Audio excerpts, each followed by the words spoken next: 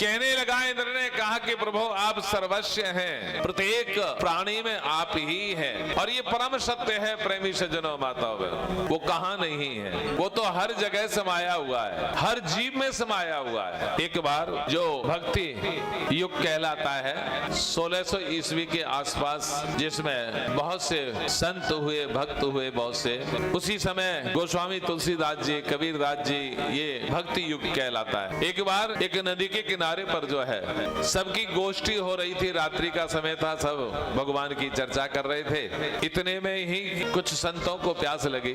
संतों को प्यास लगी तो भैया कहा कि पानी भर के लाओ।